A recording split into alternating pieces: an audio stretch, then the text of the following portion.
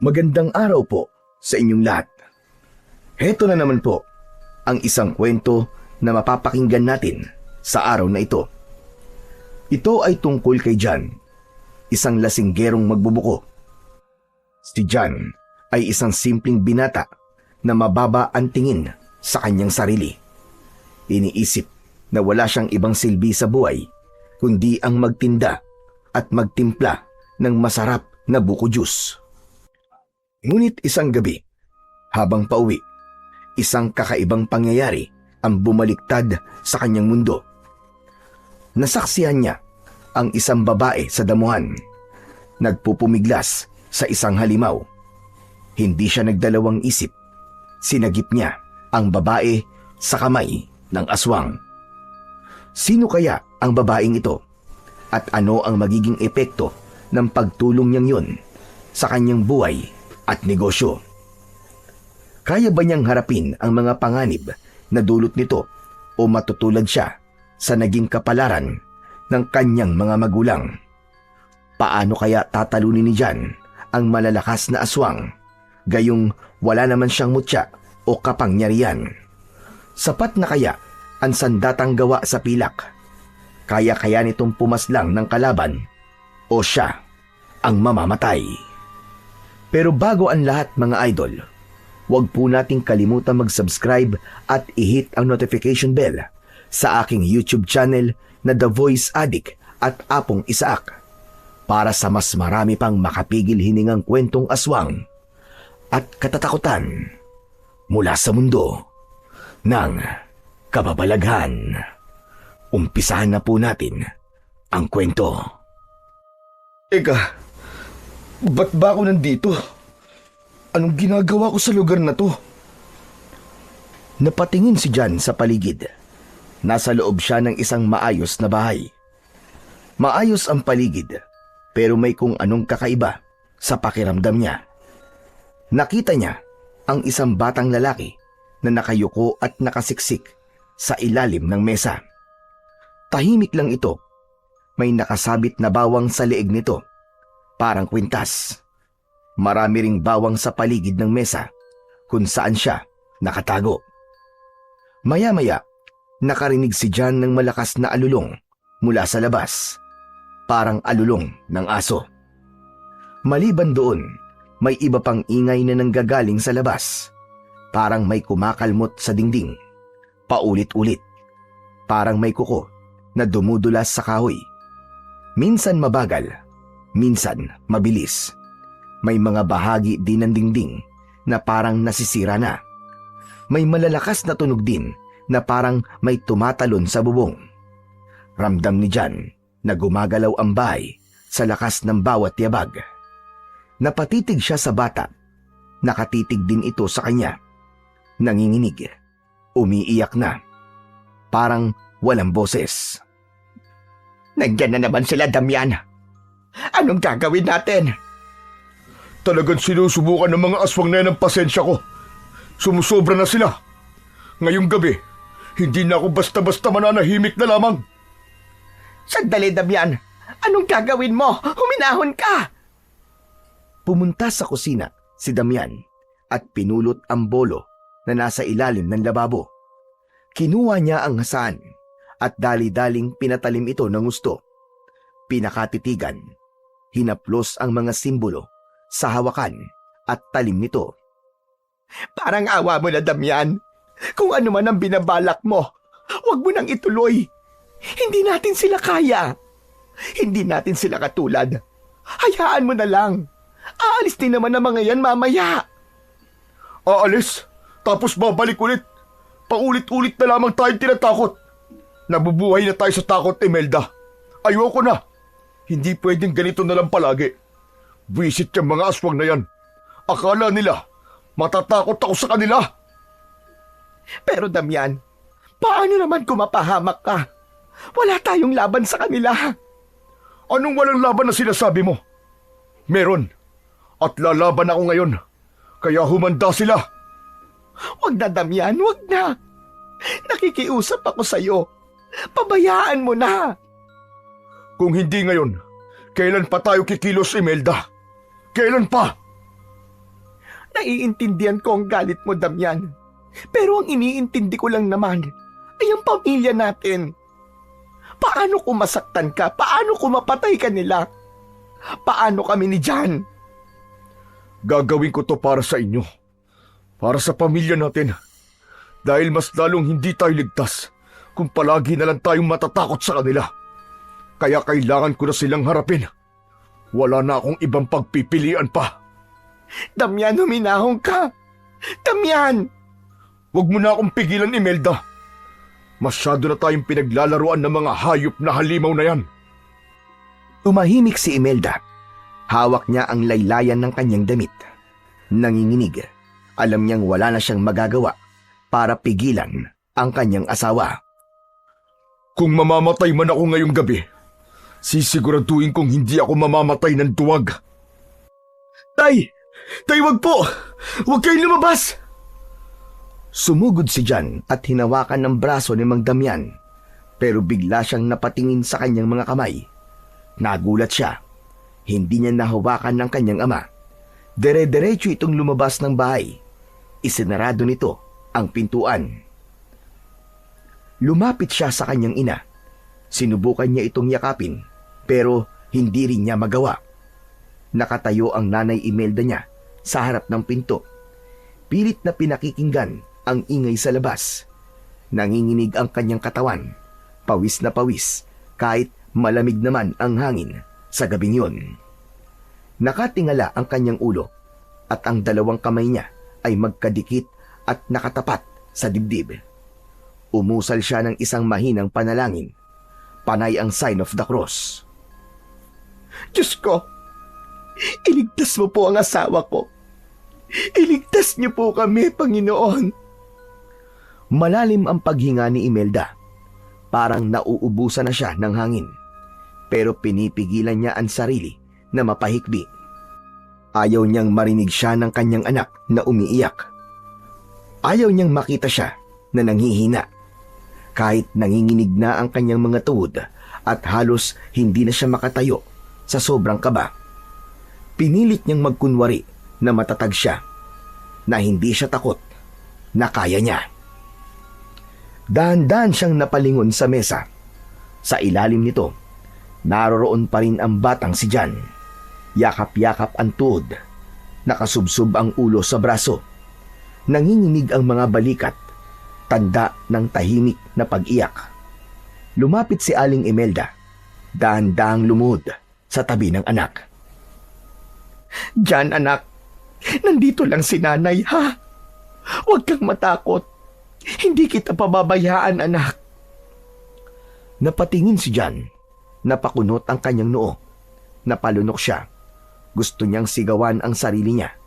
Yakapin o ilayo sa kapahamakan. Pero hindi niya alam kung paano. Naipit siya sa isang masamang panaginip na muling bumuhay sa lahat ng takot na matagal niya nang itinatago. Bumalik sa kanya ang mga alaala. Alam na niya kung ano ang susunod na mga mangyayari. Mabilis niyang tinungo ang pinto.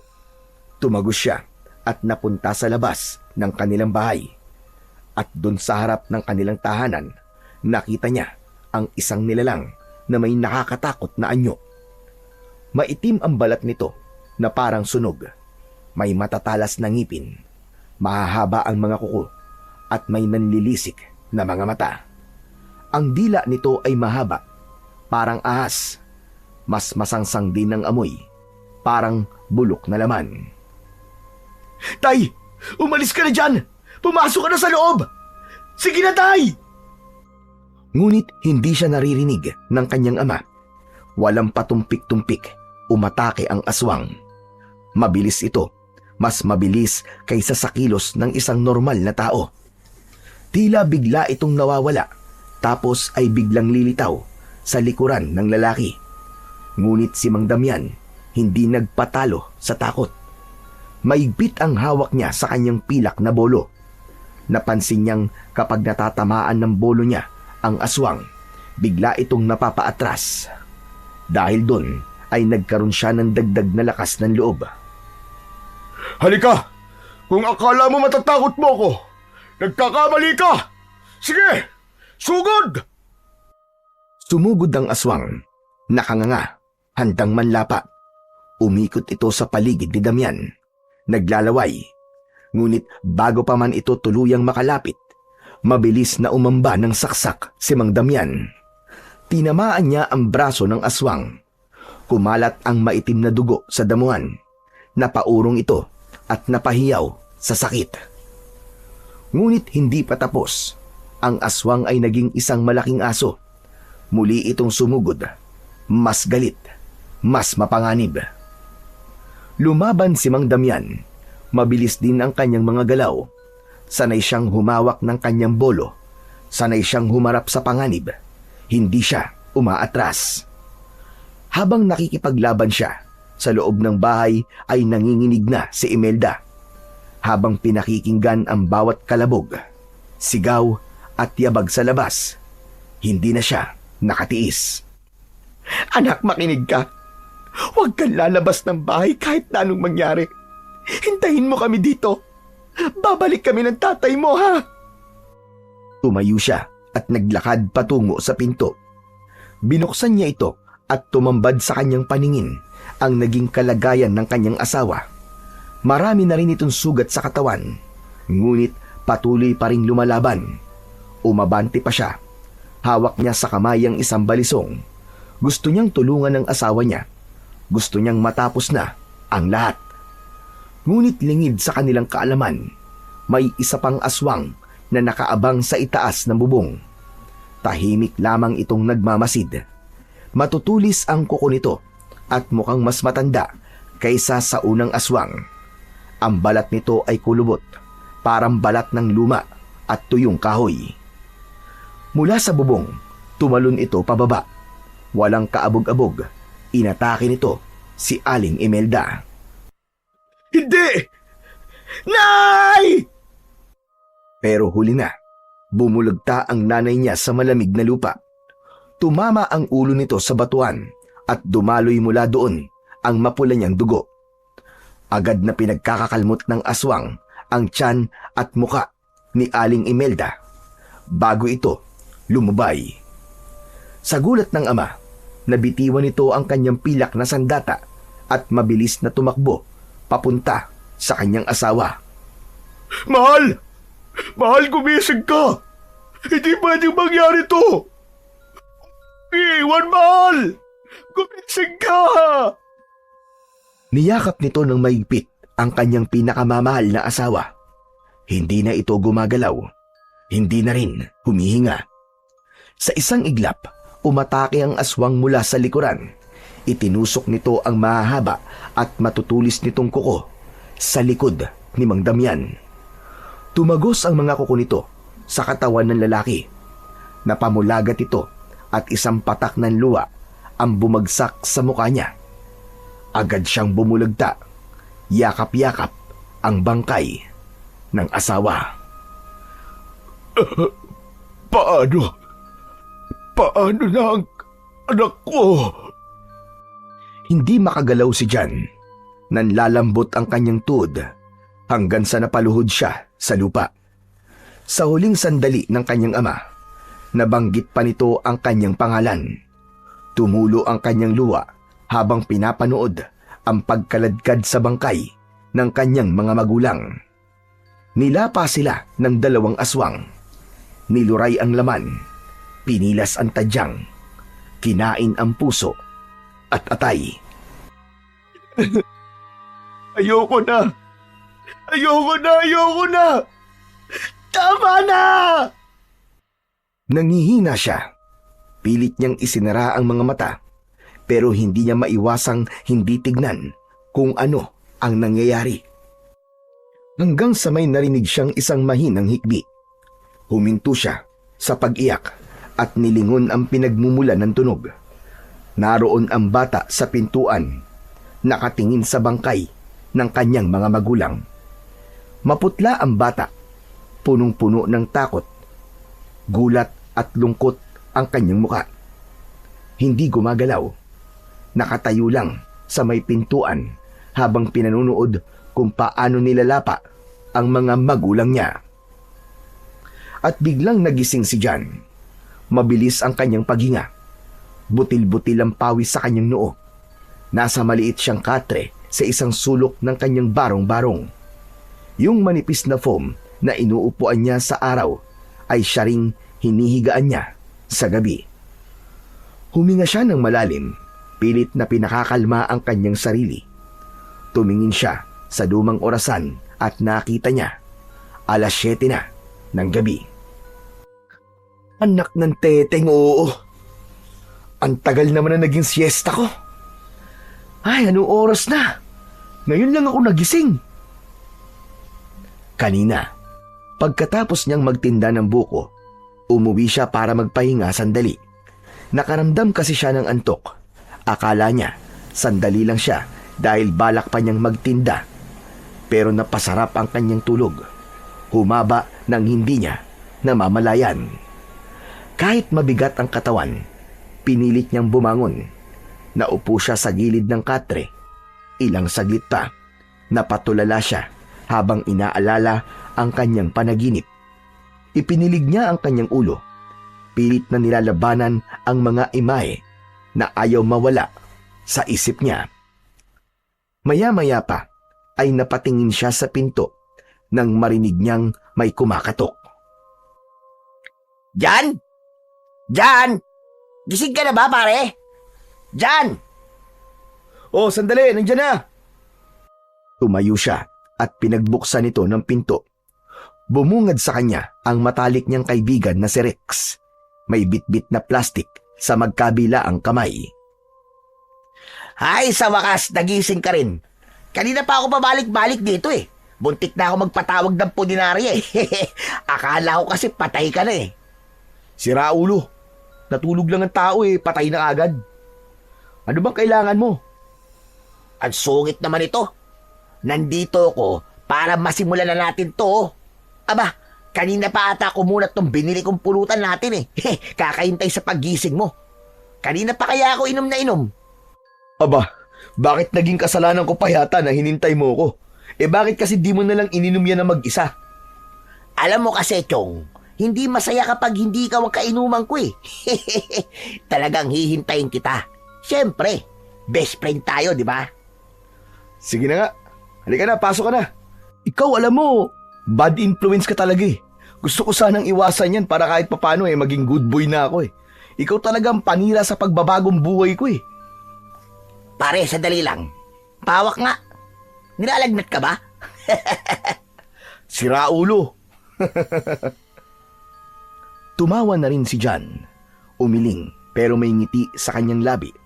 Kinuha niya ang mga plastik na baso at sinalina ng alak ang dalawa. Umupo sila sa maliit na lamesa sa tabi ng isang lumang bentilador. Oh, yan ang tagay mo. Cheers, pare. Hanep pa. Pa-cheers-cheers kapag nalalaman dyan ah. Ano ka? Alta? Aba, bakit? Porke dukha ba tayo eh? Hindi na tayo pwedeng gumamit ng salitang cheers? Bakit? Nabibili ba yun ng mga mayayaman? Ang dami mo pang sinasabi. Tumagay ka na lang. Shot puno! Tumahimik sila saglit habang iniinom ang laman ng baso. Maya-maya, sumandal si Rex sa upuan at nagsimulang magkwento. Pre, alam mo, balita ko. Type mo raw yung bagong empleyada dun sa munisipyo ah. Yung bang si Andrea? At sa mo naman nabalitaan yan? May nakapagsabi lang. Iba raw yung tingin mo doon sa babae. Pero, in fairness ah, magandang taste mo, Chong. Panalo ka doon pag yun ang naging nobya mo. Makinis, maputi, tapos maganda. Ang tangos pa ng ilong. Ikaw tumigil ka nga. Huwag mo nga akong ibuyo doon. Alam mo namang hindi bagay sa akin yun eh. Ha? Hindi bagay? Choosy ka pa niyan? Anong choosing pinagsasabi mo? Ang ibig kong sabihin, pre, hindi siya bagay sa akin dahil siya may pinag-aralan. Maganda tapos may pera pa. Eh ano naman ngayon? Gwapo ka naman ah. Maganda ang katawan mo, maskulado. Eh ako nga, walang abs eh. Lakas pa rin ang loob manligaw eh. Ikaw pa kaya? Basta ayoko, Chong. Huwag mo akong binibiro sa kanya. Nakakahiya. Rex, alam mo naman, di ba? Isa lang akong hamak na magbubuko. Walang problema sa trabaho mo. Marangal naman ang pagiging tindero Kaya wag mong nilalanglang lang yun. Oo, alam ko naman na marangal. Tsaka wala akong tinatapakan tao. Pero alam naman natin yung iba, hindi ganun ang tingin. Ang bihira ka. Hayaan mo yung tingin ng iba. Bakit kasi nagpapa-apekto ka? Ay nako. Siya nga pala. Alam mo bang nalaman ko na walang syota si Andrea? Baka ikaw yung hinihintay niyang dawan. Kaya kung ako sa'yo, magda moves ka na. Engot, di nga ako magugustuhan nun. Paano naman siya magkakagusto sa akin? Bukod sa magbubuko lang ako, lasinggero pa. Wala naman akong silbi. Wala akong ibang alam gawin kundi ang magbiyak at magtimpla ng masarap na buko juice. Bukod dun, ano pang alam kong gawin? Lumaklak ng alak. Ano pa? Wala na. Sige nga, sabihin mo sa akin kung paano niya ako magugustuhan, Aber. Alam mo, Chong, ang mali sa'yo?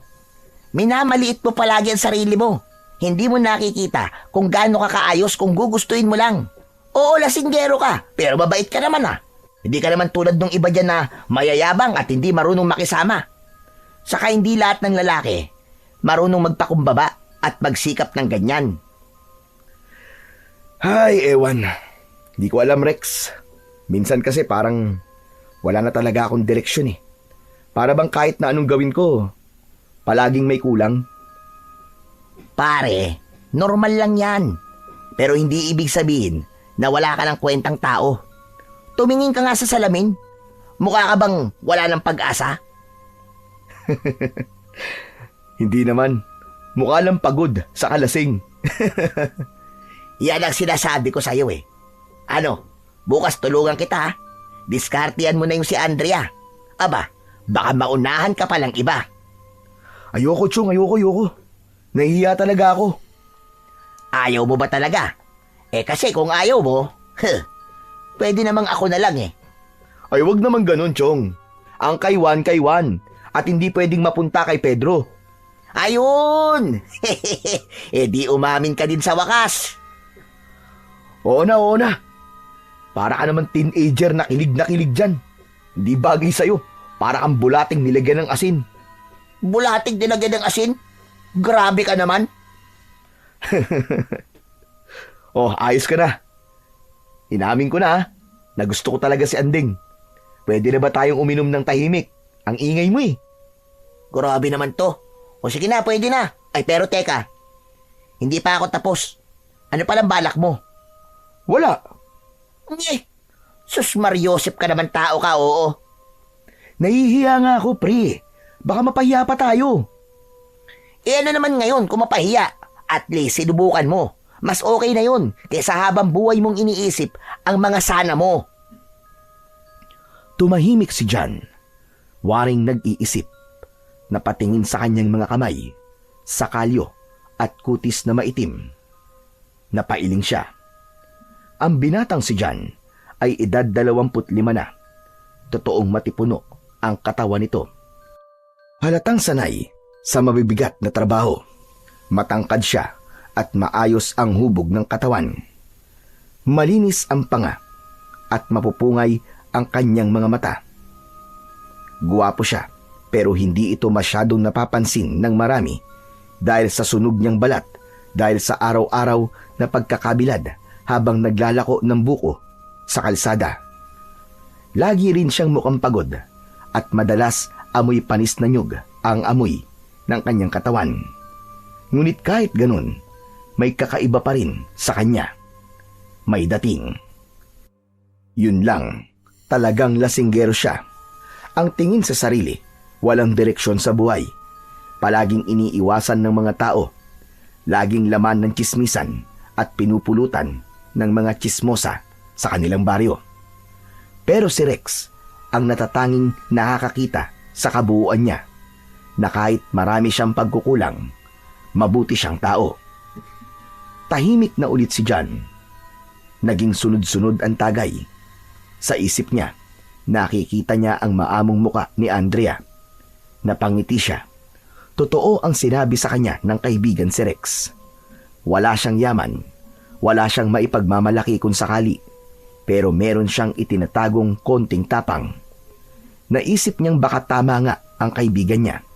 Baka oras na nga para ipaglaban ang kanyang nararamdaman. Alam mo, Chong, tingin ko may tama ka eh. Kung mapahiya man ako, di mapahiya. Basta, masabi ko kung anong nararamdaman ko sa kanya. Yan ang spirit. Iba ka talaga pag nalatamaan ka ng alak no? Tumatapang ka no? Isang shot puno pa para mas tumapang ka na dyan. Shot? Pinuno nila ang kanilang mga baso. Itinaas ito sa ere at kanilang pinagbangga. Nagtagay silang muli. Grabe to. Ang lakas ng tama ko. Ako rin dyan Pero ayos lang. Minsan lang naman to, di ba? Bukas, balik na ulit sa normal. Ikaw, balik sa buko. Ako naman, balik sa semento. Ayos lang. Basta ngayong gabi, kalimutan muna natin ang lahat ng problema. Magsaya lang tayo. Tumango si Rex. Tumahimik saglit. Tumingala siya sa bubong ng barong-barong. Naririnig nila sa labas ang mga tumatahol na aso. Tol, salamat Sa totoo lang kung wala ka siguro.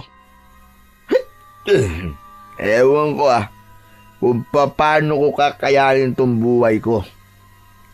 Alam mo, Tol, parehas lang tayo Pero ikaw lang din naman ang laging nandyan para sa akin, di ba? Tayong dalawa lang laging magkasangga. Walang iwanan, Chong. Magkaibigan tayong talaga. Oo. Teka.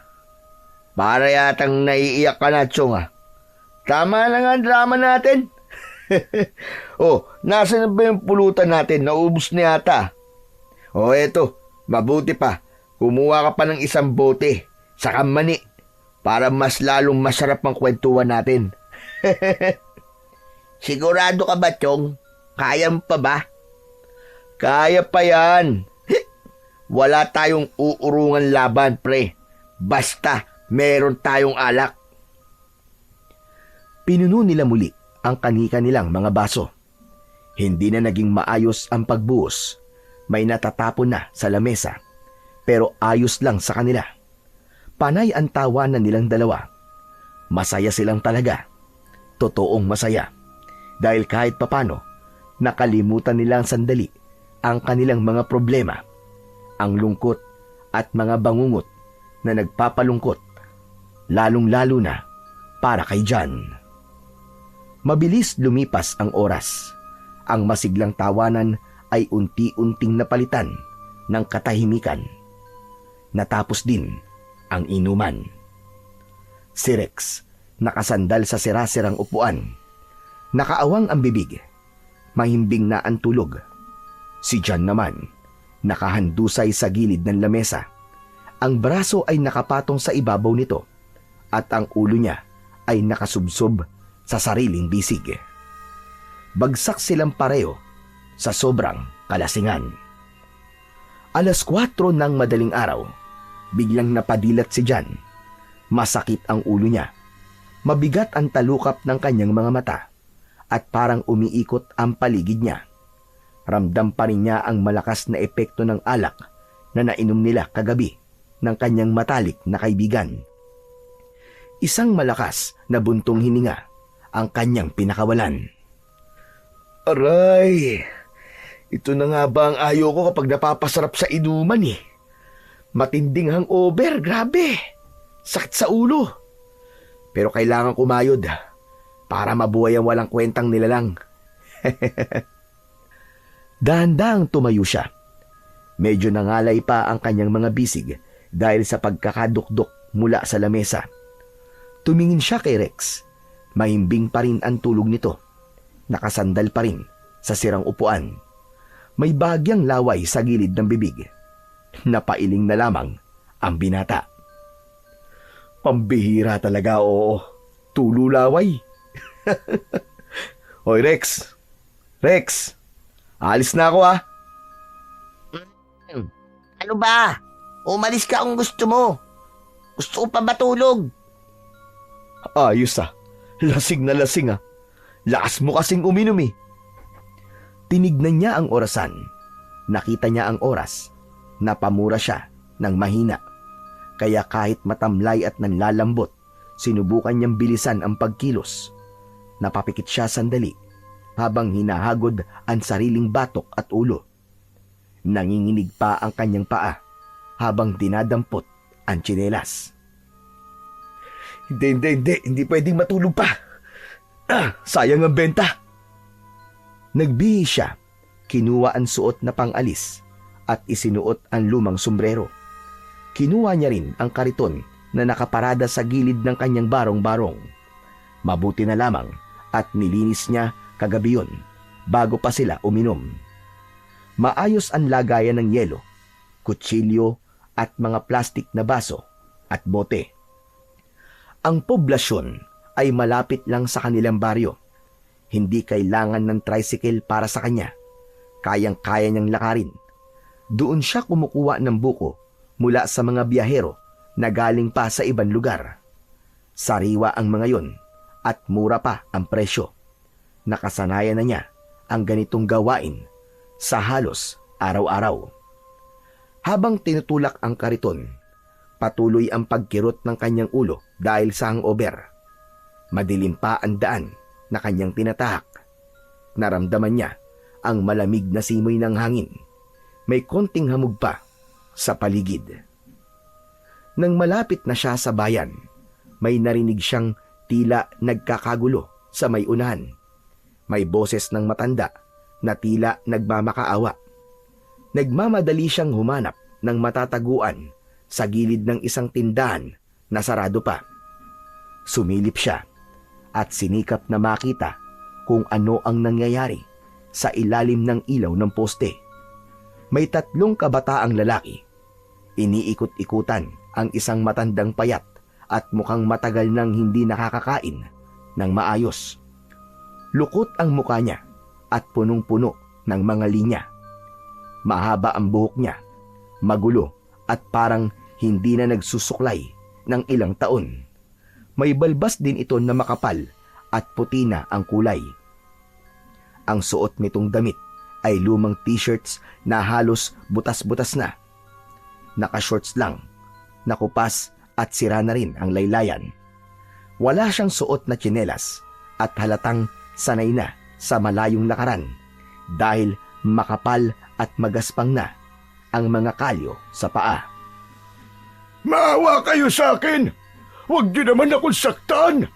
Wala naman akong ginagawang masama sa inyo! Ngunit ang mga kabataan, halatang lasing at bangag, palakad-lakad pa rin na parang wala sa kani-kanilang mga sarili. Isa sa mga ito ang biglang tumulak sa matanda, hanggang sa napasubsob ang matanda sa kalsada. Aray! Tama na! Huwag! Maawa na kayo sa akin! Napakuyom ang kamao ng binata. Hindi na niya matiis. Kahit masama ang pakiramdam niya, bumalik siya sa kanyang kariton at lumapit sa mga tambay. Hoy, mga kumag! Anong ginagawa nyo, ha? Manahimik ka! Kung ayaw mong pati ikaw saktan namin! Pakialamero ka! Ano ngayon sa inyo kung pakialamero ko, ha? Ayoko na may inaaping matanda. Lalong-lalo na sa harap ko. Kaya mabuti pa, tigilan nyo na yan. At bakit naman kami makikinig sa'yo, ha, Aber? Dahan-dahang inilabas ni John ang kanyang itak mula sa ilalim ng kariton. Aalis kayo o tatagpasin ko mga leeg nyo. Biglang natahimik ang lahat. Walang nakaimik sa 3 kabataan. Natakot din sila at kinabahan nang makita ang itak na hawak ng binata. Isa-isa silang nagsialis, nagmumura habang papalayo. Naiwan si John, nakatayo pa rin habang nakataas pa ang itak. sa kanyang mga kamay. Anak ng teteng oh. Huh! Buti na lang wala na sila. Lakas ng kabog ng dibdib ko ah. Nang masigurong wala na ang mga tambay na yon, doon lamang tila nakahinga ng maluwag ang binata. Pero ang tuhod niya nanginginig. Halos mapaupo siya sa bangketa. Agad niyang pinunasan ang kanyang pawis sa noo. At pagkatapos nun, doon pa lang siya napalingon sa matanda. At tatang, ayos lang po ba kayo? Oo, iho. Ayos lang. Salamat nga pala. Kundi dahil sa'yo, baka hindi na ako makauwi ng buo. Naku, wala pong anuman yun. Pero ano po bang ginagawa niyo dito ng ganitong oras? Napagtitripan tuloy kayo ng mga adik dito. Yun na nga, iho. Mangyaring may usapan kasi kami ng isang kakilala ko na dito magkikita o dito ko raw siya hintayin. Pero hindi ko naman siya nakita dito. Ganun po ba? Naku baka kung iiwan ko po kayo dito baka balikan po kayo ng mga mokong na yun. Saan ho ba kayo nakatira? Naku, wala na akong bahay, iho. Nasunog kasi ang kubo ko sa tabi ng ilog.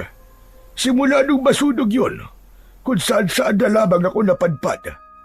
Minsan dito, minsan sa palengke. Basta kung saan may lilim at bubong, dun ako. Napatingin si John sa matanda. Mahina na ang boses nito at tila nauubusan ng lakas. Napansin niya rin na nanginginig ang mga kamay nito. Tatang, nanginginig po kayo ah. Dahil po ba yan sa gutom? Oo, amang. Ilang araw na akong hindi kumakain. Maski tubig. Madalang akong makainom. Napabuntong hininga si John. Kahit masakit pa rin ang ulo niya at nanlalambot, hindi niya magawang iwan ang matanda. Kaya naman, mabilis siyang nag-isip. O sige, ganito na lang po tatang. Sumama po muna kayo sa akin. Pupunta po kasi ako ng poblasyon para umangkat po ng buko. May malapit po na karinderya doon. Bibilang ko na lang po kayo ng kape at tinapay tapos titignan po natin kung meron po kayo doon mapagpapahingahan kahit panandalian lamang. Hindi agad nakasagot ang matanda. Tinignan niya si John tapos tumango ng marahan. Tinulungan ni John na makatayo ang matanda. Salamat, iyo. Napakabuti mo. Bihira lamang ang mga taong tulad mo. Naku, wala po yun, tatang. Tara na po.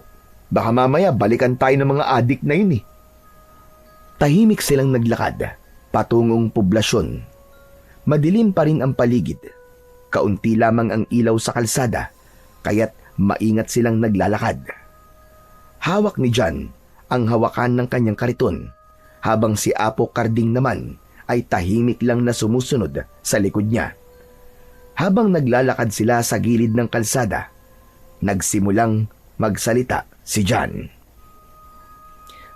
Tatang, nakalimutan ko, ano nga po palang pangalan nyo? Ako si Karding, pero tinatawag nila akong Apo Karding. Ganun po ba? Kung ganun, yun na rin po ang itatawag ko sa inyo. Apo Karding.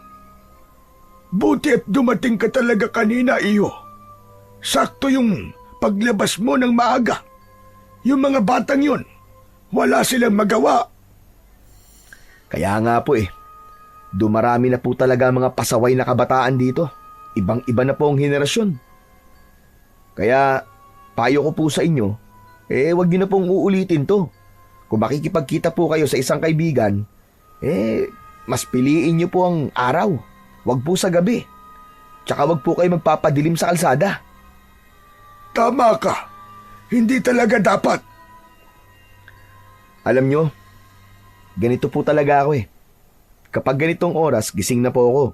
Minsan 4:00 o mas maaga pa po. Bumabangon na ako para makauna po ako dun sa bagsakan. Kumusta naman ang buhay mo? Hindi ka ba nahihirapan?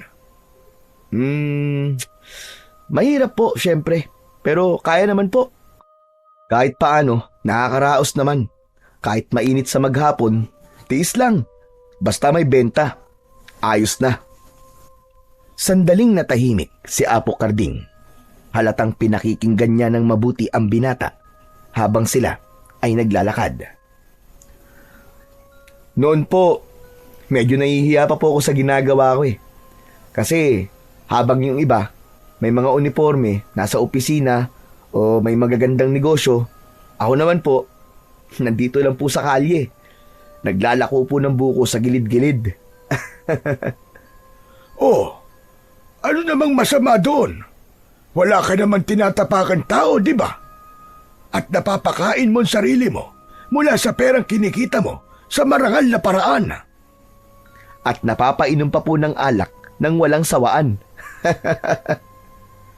Abay, ayos na ayos pala buhay mo, iyo ah. May kita ka na, may alak ka pa. Yun nga lang po, may kulang talaga eh. Wala pa po akong asawa. Wala siguro magkagusto sa tulad kong isang magbubuko lang. Hindi mo kailangan madaliin yan. Basta't magpakatino ka lang at huwag kang mawawalan ng pag-asa. Yung tamang tao, darating din yan sa tamang panahon. Sana nga po. Kasi minsan parang wala naman talagang patutunguhan tong ganitong buhay eh. Mali ka. Ito ang isipin mo, iyo. Ang mahalaga, hindi ka tumitigil. Tuloy-tuloy ka lang. Ang taong nagsisikap, laging may aasahang ginawa kahit papano. Kahit mabagal. Basta't dire-diretso ka lang. Napatingin si John sa matanda. Hindi niya inaasahan na ganito pala ito magsalita. May lalim, may laman. Tatang, Apo Karding, nakakagaan ng loob yung marinig ah. Salamat po ah. Kayo po ba? Matagal na po ba kayo dito? Abay, oo naman. Dati pa ako dito. Pero mula nga nang masunog ang bahay ko, kung saan-saan na lamang ako nakarating. Wala na rin akong pamilya. Nako, parehas po pala tayo. Ako rin po eh. Wala na rin po akong pamilya. Mag-isa na lang po ako nakatira sa bahay kong tagpi-tagpi. May maayos po kaming bahay dati. Kasama ang mga magulang ko. Ang kaso, wala eh. Bata pa lang po ako, namatay na sila. Yung mga kamag-anak ko po, na kumupkup sa akin, inangkin na yung bahay namin. Wala na rin po akong nagawa. Kung minsan talaga, ang buhay at tadhana ay sadyang malupit. Oo nga po eh. Kaya nga ngayon, kahit mahirap, pinipilit ko na lang pong maging matatag. Mahusay ka dyan. Hindi lahat ng bata kayang tumayong mag-isa. Samantalang ikaw, nakatayo ka pa rin kahit maraming pagsubok ang nasa iyong harapan. Salamat po, Tatang. Hindi ko po alam kung hanggang kailan po ako ganito. Pero habang kaya ko pa, bira, laban lang po. Ngumiti si John. Gumaan ang pakiramdam niya. Matagal na siyang hindi nagkikwento ng ganito sa ibang tao. Sa saglit na pag-uusap nila ng matanda, marami siyang natutunan at marami siyang naramdaman. Nalaman niyang may handang makinig at may handang umintindi sa kanya. Nagpatuloy sila sa paglalakad. Alam mo, Tatang, parehas lang naman tayong walang kasama sa buhay. Kung gusto niyo po, doon na po kayo tumira sa akin. Walang sumagot. Biglang napatigil si John at lumingon sa likod. Ngunit wala na doon ang matanda. Hala, nasa na yun? Anak ng teteng, oo. Tatang!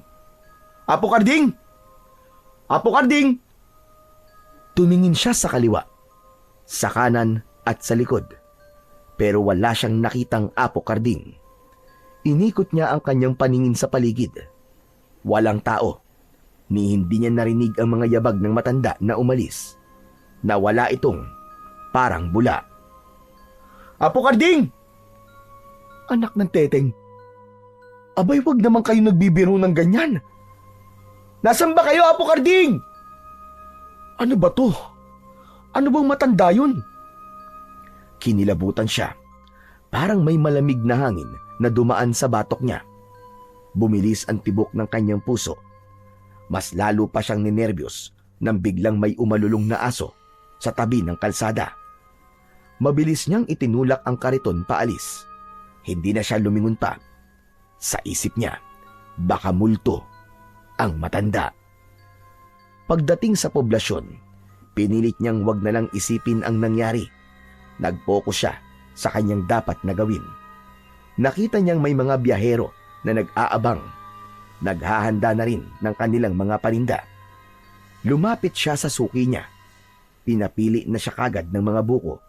Pinili niya ang malalaki at mabigat.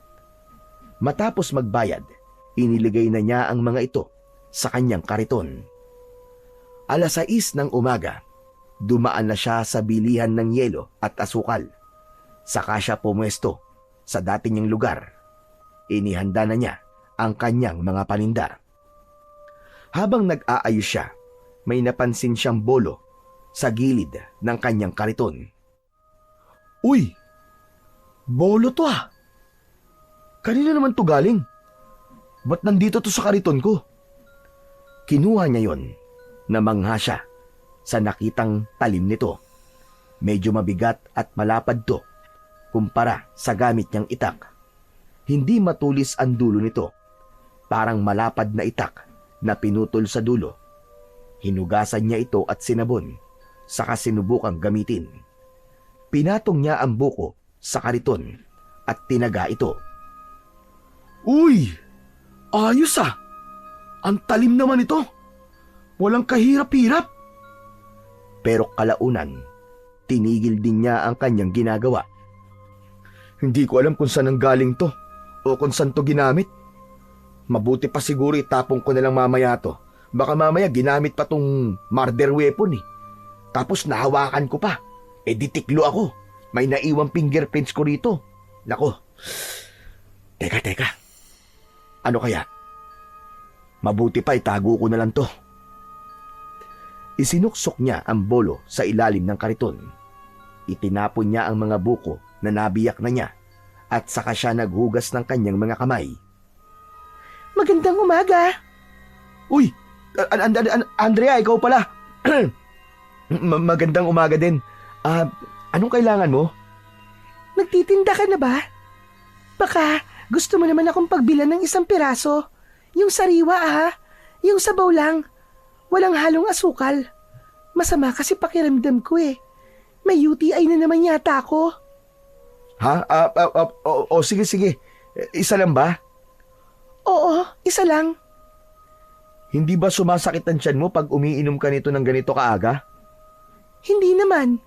Magaan nga sa pakiramdam eh. Masarap sa tiyan. Mas nakaka-refresh. Namili ng magandang klasing buko si John. Yung malauhog kung tawagin. Binutasan lamang niya ang dulo nito sa kanya nilagyan ng straw bago iabot kay Andrea.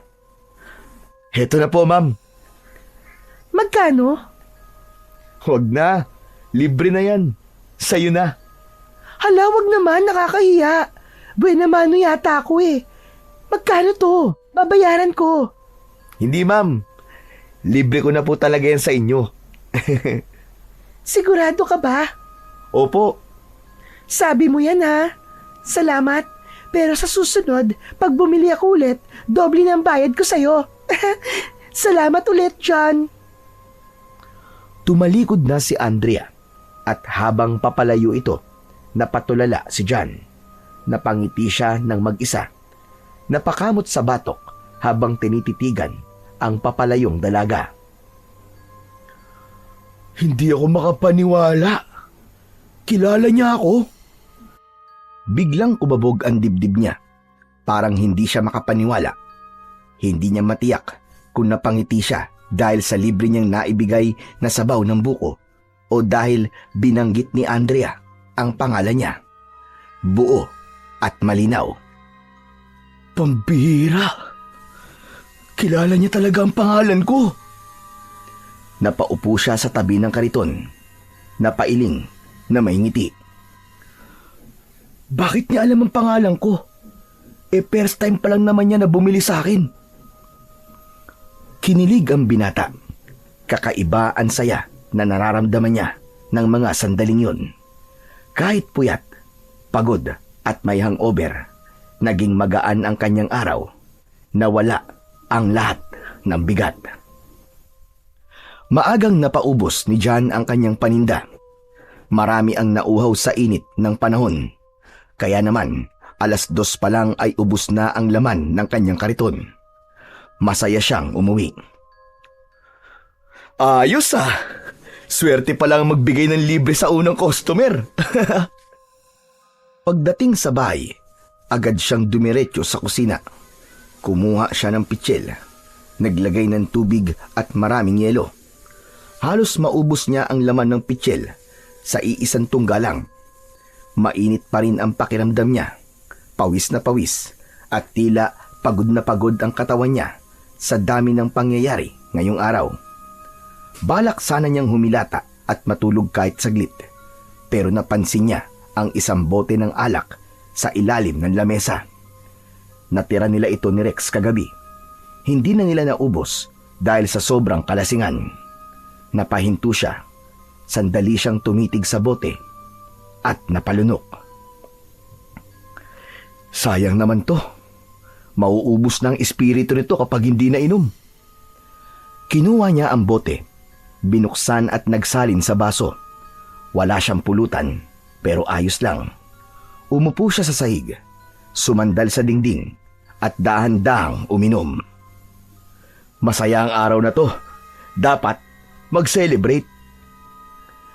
Bigla niyang naalala ang bolo na nasa kanyang kariton. Tumayo siya at kinuha yun. Ipinasok sa kanyang bahay. Matagal niya itong tinitigan. Bakit parang may kakaiba sa'yo? Mas inilapit pa niya ito at tinitigang mabuti. Parang nakita ko na to dati. Unti-unting napapikit siya. May bumalik sa kanyang alaala, pero hindi niya maaninag ng buo. Maya-maya pa ay tila nakita niya sa kanyang isip ang kanyang ama na si Tatay Damian. Nakatayo sa labas ng kanilang bahay, hawak ang bolo na katulad ng kanyang hawak. Hindi. Ganito ba yun? Ganito ba talaga ang bolo ni tatay?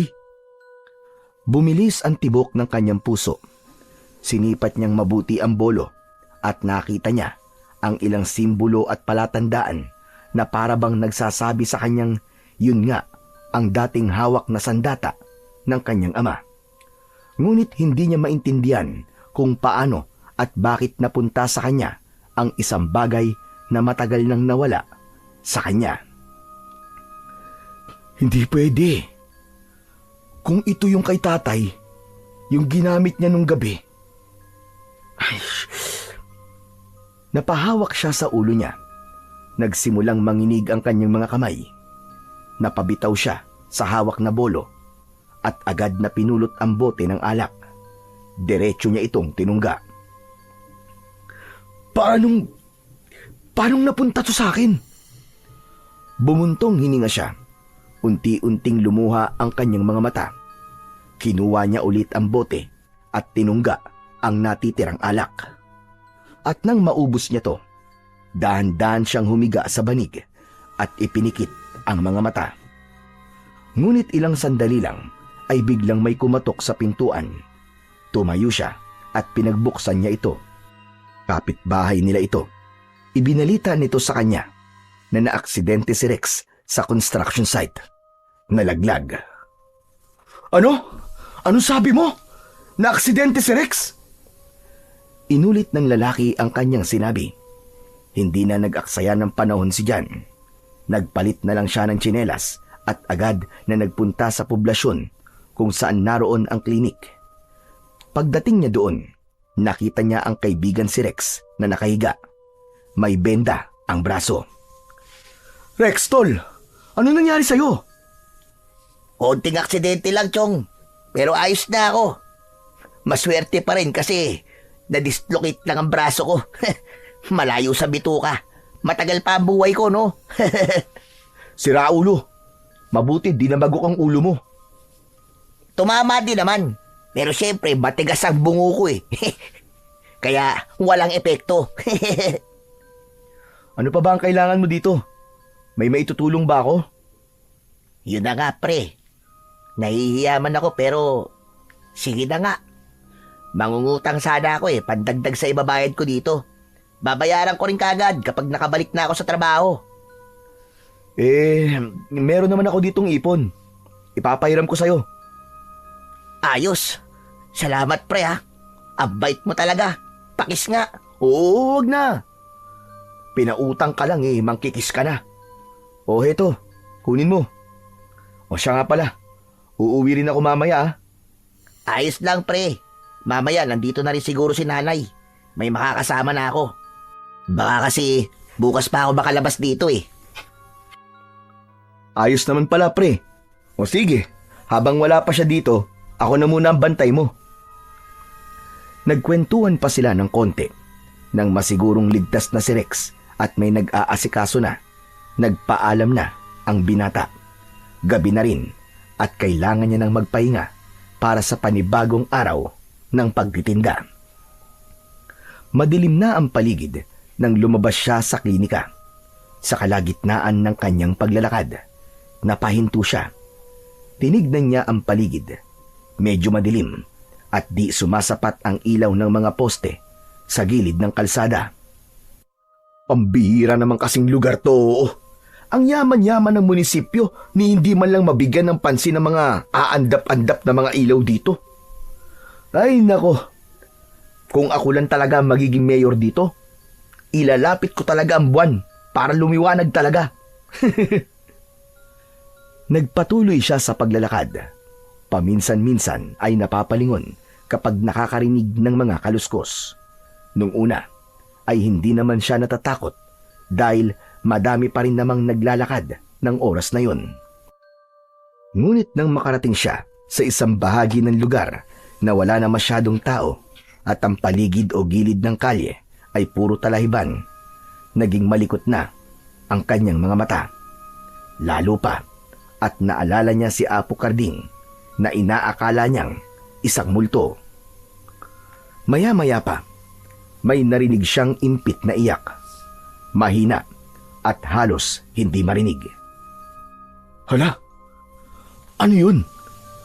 Parang may umiiyak ah. Napalingon siya sa gilid ng daan. Sa pinakamadamong bahagi, agad siyang kinilabutan.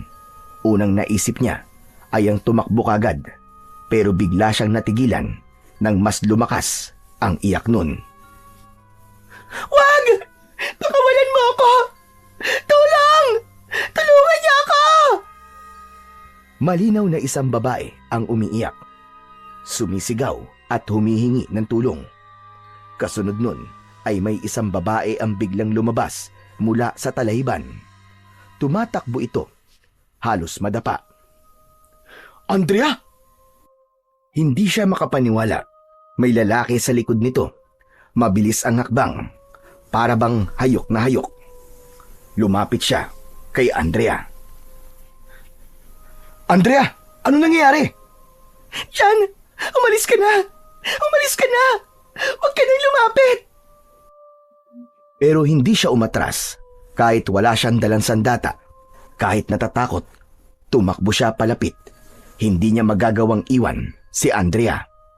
Paglapit niya ay agad niyang dinamba ang lalaking sumusunod. Pinagsusuntok niya ito. Walang lubay, pero parang wala lang. Nang tignan niya ang mukha ng lalaki, nanlaki ang kanyang mga mata. Hindi ito tao.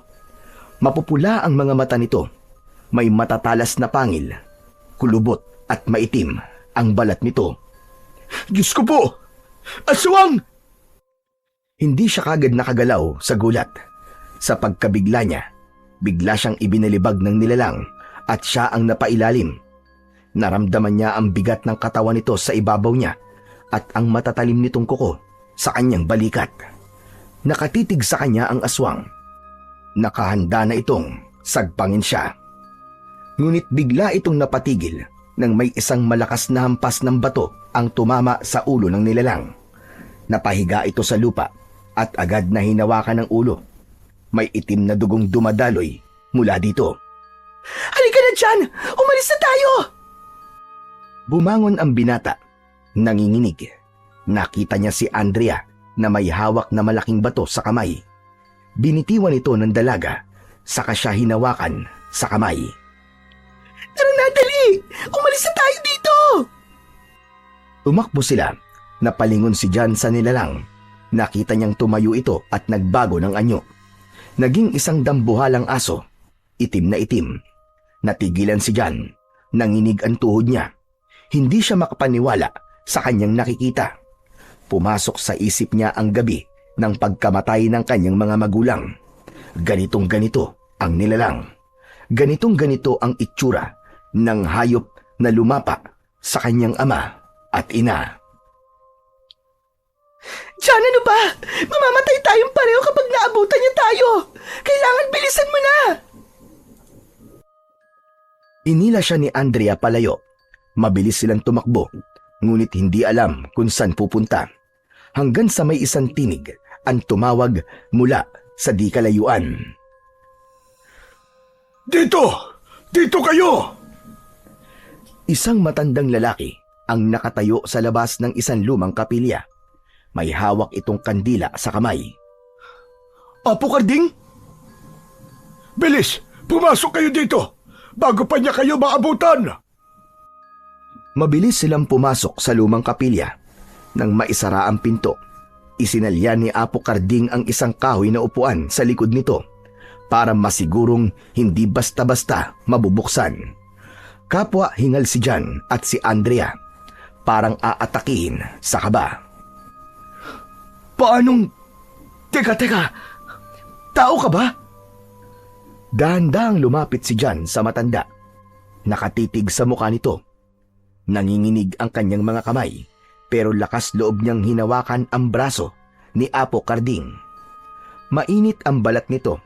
Nang masiguro niyang tao ang matanda, napaupo siya sa sahig at napasandal sa pader. Isang malakas na buntong hininga ang kanyang pinakawalan. Para siyang nabunutan ng tinik. Bakit mo tinatanong kung tao ako? Bakit?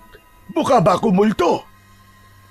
Paano naman po kasi Apo Karding nung huli po tayong nagkausap? Bigla na lamang po kayo nawala eh. Wala lang.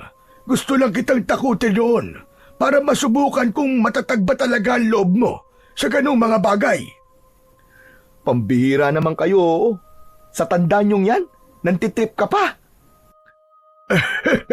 Hayaan mo na.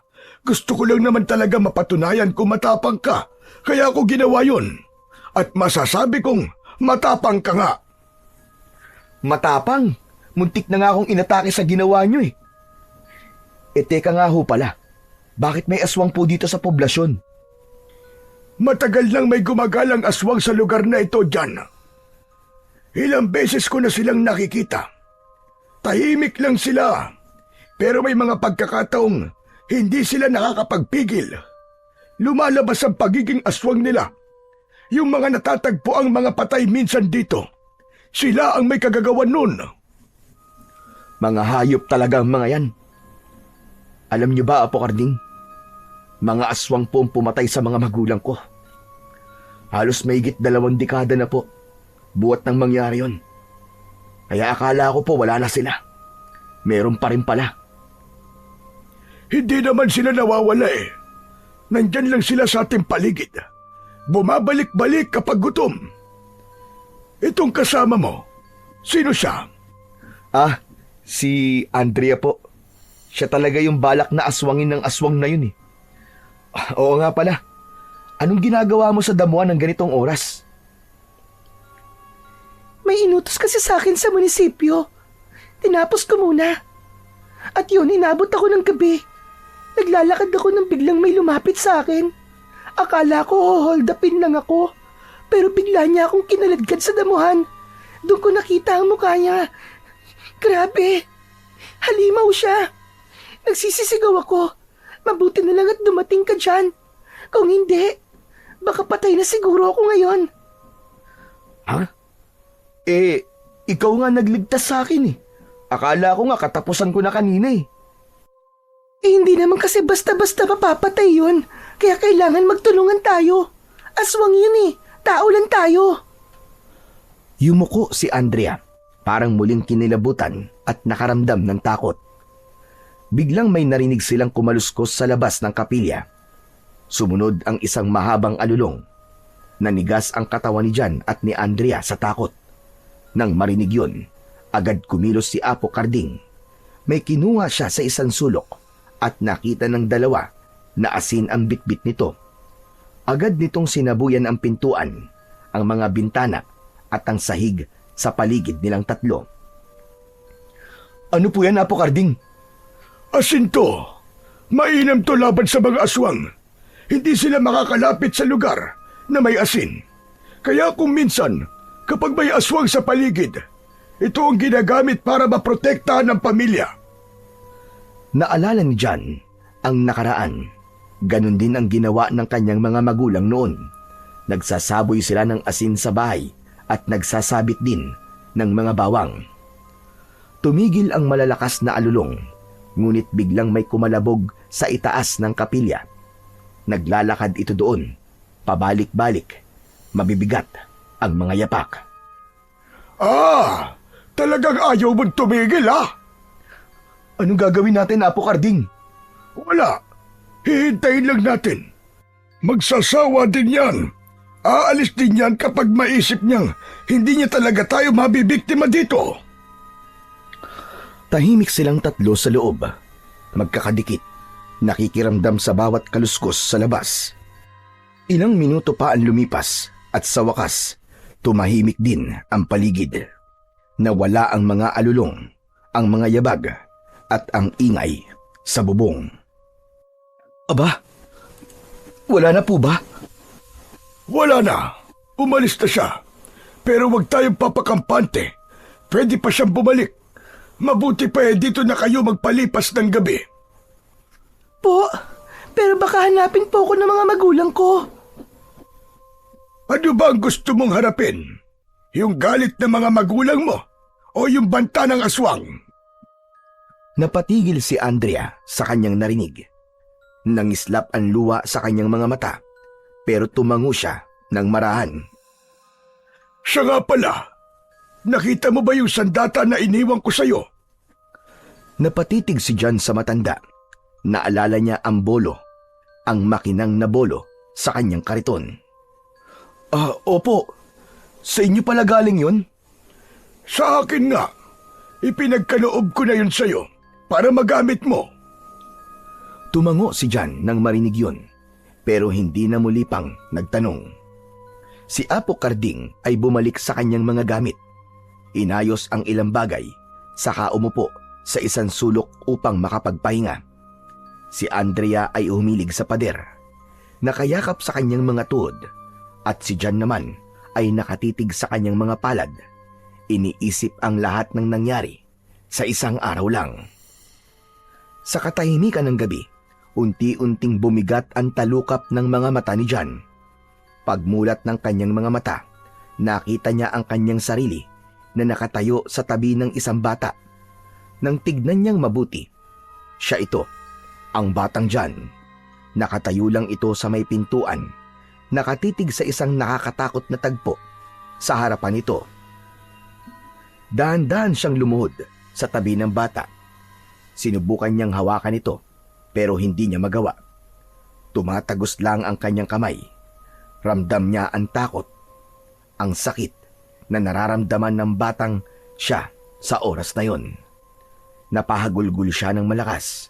Naisip niya na kung hindi dahil sa mga aswang na yon, maayos sana ang buhay niya. May pamilya sana siyang kasama. May nanay at tatay na gumagabay sana sa kanya. Maya-maya pa, nakita niyang tumigil ang aswang sa pagkain. Dahan-dahan itong naglakad papalapit sa bata. Inamoy-amoy ito ng halimaw. Umiyak ng malakas ang bata. Hoy! Hayop ka! Layuan mo yung bata! Napaangat ang ulo ni John. Nakita niya si Apo Karding. Mas bata ng konti ang itsura, pero kilala pa rin niya ang muka. Kasama nito ang ilang kalalakihan mula sa baryo. Sinugod nila ang mga aswang. Nagkagulo, pero ang mga aswang piniling tumakas. Hinabol sila ng mga tao. Samantala, ang bata ay naiwan. Ganon din si Apo Karding. Nilapitan niya si John at maingat na lumuhod sa harap ng bata at sa kamarahan itong niyakap. Huwag ka nang umiyak, iyo. Ligtas ka na. Inilabas ni Apo Karding ang isang piraso ng candy mula sa bulsa at inabot sa batang John. Nanginginig pa rin ang kamay ng bata nang kunin nito ang candy. Huwag kang mag-alala. Magiging maayos din ang lahat. Pinulot ni Apo ang bolo na nasa tabi ng bangkay ng ama ni John. Maigpit siyang hinawakan ng matanda, saka inakay palabas ng bahay. Dinala ni Apo Karding ang batang si John sa mga kamag-anak nito sa baryo.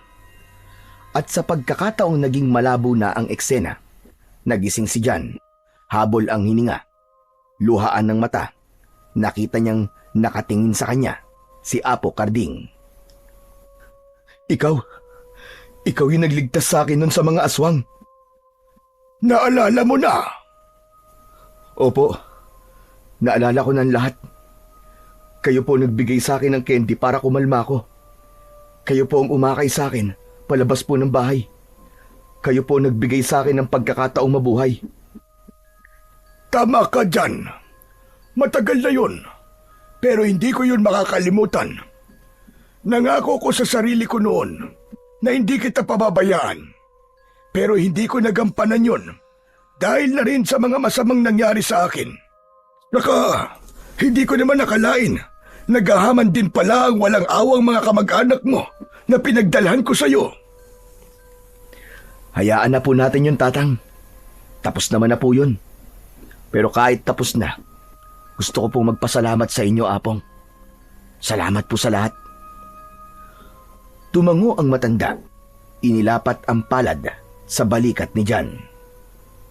Pero John, yung pagsalakay ng aswang kanina, hindi natin yun dapat baliwalain. Natitiyak kung babalikan kayo ng aswang. Kailangan mong maghanda. Po, ano pong dapat kong gawin? Dapat kang maging matapang at dapat palagi mong ihanda ang sarili mo. Huwag mong kakalimutang magdala palagi ng sandata. Yung binigay ko sa'yo, sandata yun ng iyong ama. Pwede mo yung gamitin laban sa mga aswang. Ano mang sandata na gawa sa pilak ay makakasugat sa kanila. At kapag nasugatan sila, tiyak na manghihina sila. Kaya gamitin mo yun sa oras ng panganib. Opo, hindi ko po hahayaan na mangyari ulit ang nangyari sa pamilya ko. Yan ang tamang damdamin dyan. Ang galit ay gamitin sa tama. Ang lakas ay gamitin para protektahan ang mga inosente. Matapos mag-usap, tumahimik na ulit sa loob ng kapilya. Pagsapit ng umaga, inaya niya si Apo Karding na doon na lamang tumira sa kanya, pero tumanggi ang matanda. Nagpaalam na silang dalawa ni Andrea at umuwi sa kani-kanilang mga bahay. Sa araw na yon, hindi na siya nakapagtinda pa ng buko. Pagdating ni John sa kanyang bahay, agad niyang kinuha ang bolo ng kanyang ama at tinitigang mabuti.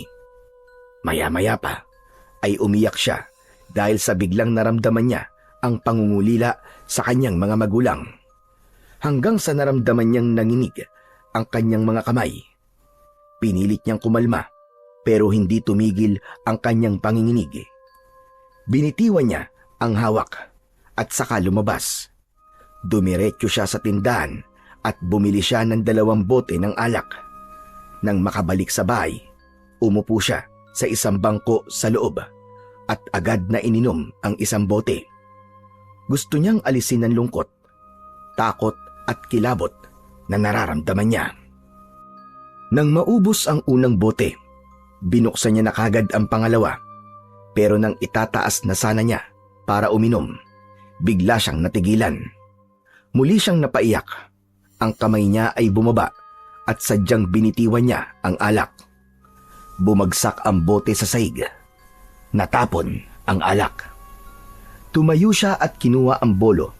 Dumiretso siya sa likod ng bahay kung saan nakatambak ang mga kahoy na ginagamit niya sa pagluluto. Pinagtataga niya ang mga yun. Isa-isa ng mariin. Bawat hataw ay parang binubuhos niya lahat ang kanyang mga nararamdaman dito. Ngunit ilang hataw pa, napansin niyang hindi man lang siya nahirapan sa pagsisibak. Matalim ang bolo, magaan sa kanyang pakiramdam. Habang abala siya sa kanyang ginagawa, dumating naman ang matalik niyang kaibigan na si Rex. O pre, pambihira, anong ginagawa mo? Rex, nakalabas ka na pala. Oo, pinalabas na ako eh. Wala na akong pambayad eh.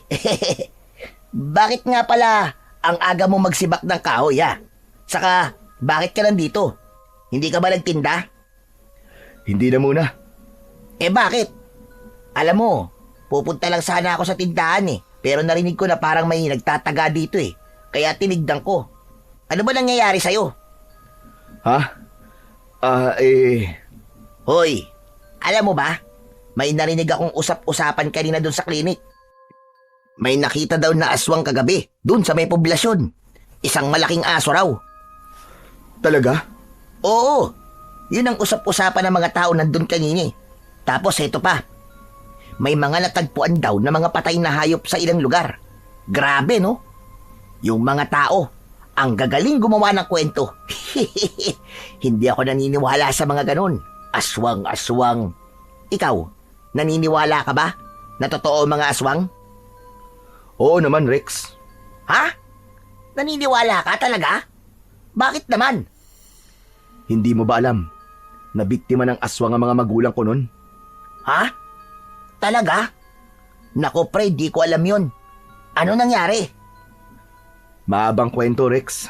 Saka, ayaw ko na munang pag-usapan ngayon. Halika na lang sa loob. Pumasok na ang dalawa sa loob ng bahay. Agad na nakita ni Rex ang basyo ng alak sa lamesa. Tapos ay pasimple nitong inamoy ang kaibigan. Uy! Amoy alak ka, Chong ah. Uminom ka na mag-isa? Pambihira. Ang daya mo naman. Hindi mo man lang ako tinawag. Wala yan. Pampatanggal lang ng nervyos. Nanginginig kasi ako kanina eh. May nervyos ka na?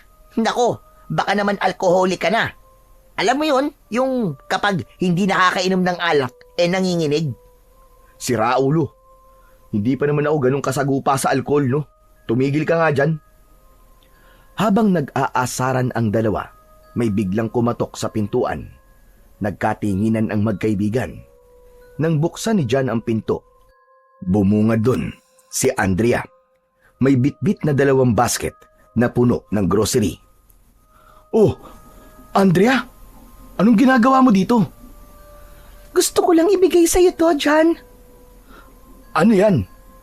Pasasalamat ko to sa'yo. Ha? Wala ka namang dapat na...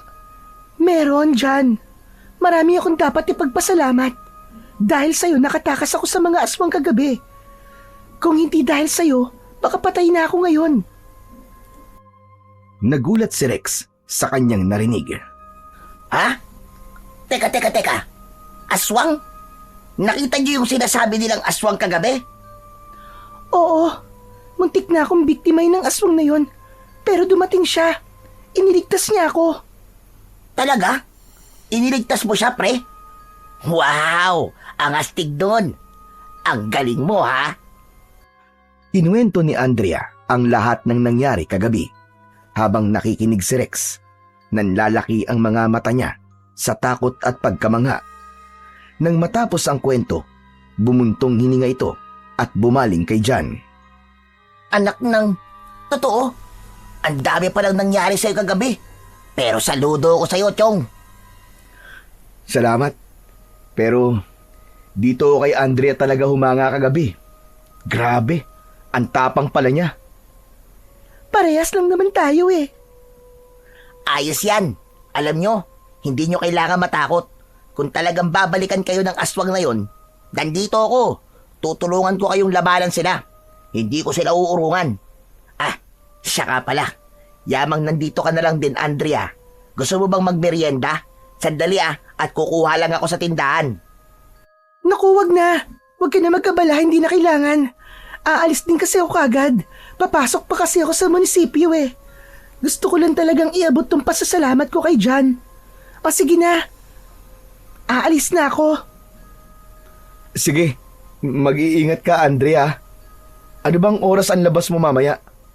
Sunduin kita tapos ihatid ka namin sa inyo. Naku, wala ka nang dapat alalahanin. Sila mama at papa, sinabi nila na susunduin daw nila ako. Ganun ba?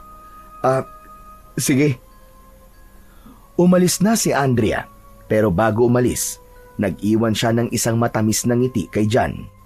Nang mawala sa paningin ang dalaga, bumuntong hininga ang binata at maya-maya pa, napangiti na rin siya ng konti.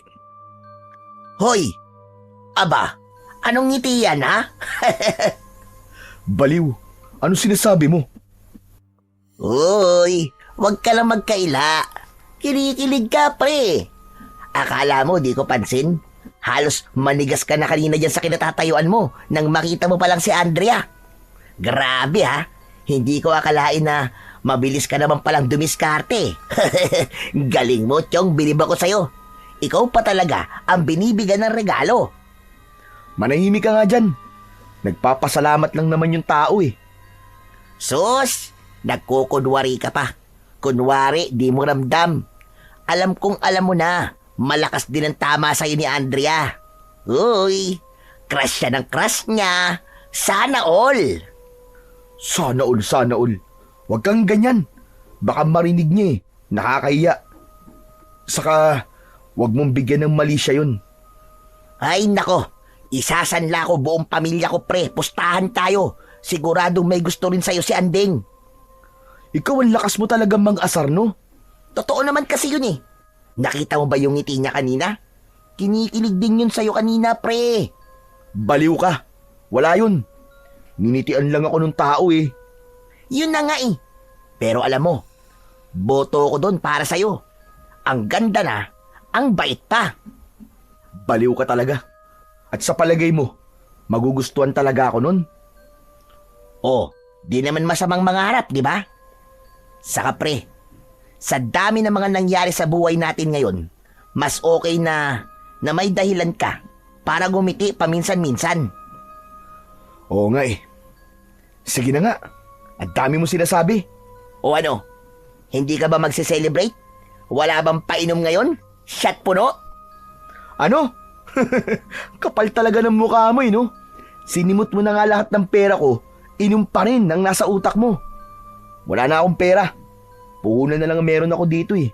Di yung pwedeng galawin. Magpahinga ka na nga. Galit na galit ah. O sige na, binibiro ka lang naman eh. Baka sakali lang naman na lumusot. Pero Chong, mula ngayon, kasama mo na ako. Hindi lang dun sa bantanong aswang, pati dyan sa ligawan. Sasamahan kita hanggang mapasagot mo si Andrea. Natawa na lang si John sa pang-aasar at sa dami ng sinasabi ng kanyang matalik na kaibigan. Hindi nga siya iniwan ni Rex at pagdating ng madaling araw, dalawa na silang naghanda. Balik na si John sa dati niyang routine. Bumangon sila, naglakad sa kalsada, papuntang poblasyon para mamili ng buko sa mga suking biyahero. Madilim-dilim pa ng mga oras na yon. Ayaw na sanang pasamahin ni John ang kaibigan niya, pero ito ang nagpumilit kahit na may injury pa ito sa braso mula sa aksidente sa construction site. Habang naglalakad ang dalawa, may kakaibang presensya silang naramdaman. Parang may nagmamatsyag at sumusunod sa kanilang paglalakad. Chong, may nararamdaman akong kakaiba. Maging alerto ka. Nako, ito na ba yun? Talaga bang may aswang, Chong? Anong itsura nila? Ayan oh, mga mukhang aso. Biglang may sumulpot na 2 asong aswang sa dilim. Humigpit ang hawak ni Jan sa bolo. Anak ng... Totoo ga! Ang laki naman yun, pre! May mga aswang nga! Huwag kang maingay. Diyan ka lang. Huwag kang basta-basta gagalaw, Rex. Pre, natatakot ako. Anong gagawin natin? Ano ba? Akala ko ba magkasama nating haharapin to? Ano nangyari? Pre, sa umaangil na aso nga takot na ako eh. Diyan pa kaya? Aswang yan? Huwag kang matakot, nandito ako. Nandito na tayo eh. Kailangan nating lumaban. Kundi, gagawin tayong merienda ng mga yan. Umangil ng mas malakas ang 2 aswang. Bumuelo para sumugod. Jan, pag hindi ako nakaligtas, quits na tayo sa utang ko sa'yo ha. Huwag mong sisigilin ang nanay ko. Walang pambayad yon. Ang lakas ng tama mo. Manahimik ka na nga lang. Sumigaw si Jan. Itinaas niya ang kanyang kamay na may hawak sa bolo. Sige! Sumugod kayo! Akala niyo matatakot ako? Sige! Sugod! Diyos ko po, tulungan niyo po kami.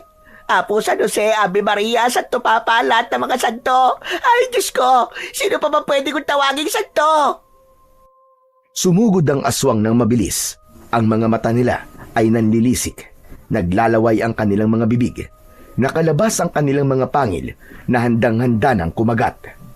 Si Jan, buong-buo ang loob na harapin sila. Mas hinigpitan pa nito ang hawak niya sa kanyang sandata. Nang kumabig ang unang aswang sa kanyang direksyon, mabilis siyang bumuelta pakaliwa, dahilan para hindi siya matamaan ng mga matutulis na kuko ng aswang. Nang makitang hindi siya natamaan ng halimaw, agad niyang inihakbang ang kaliwang paa para muling makabuelo. Saka binigwasan ng malakas sa tagiliran ang aswang na malapit sa kanya. Ano ha? Ano? Laban! Tinamaan ng aswang. Sumadsadto kagad sa lupa.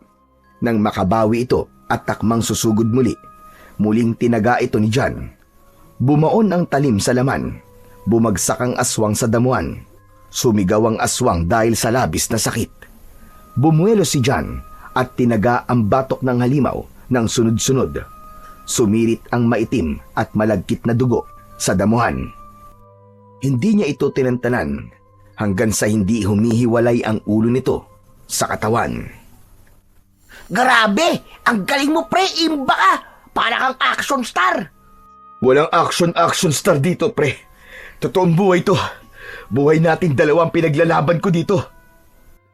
Biglang lumaki ang mga mata ni Jan nang mapansin ang aninong gumagalaw sa likod ni Rex.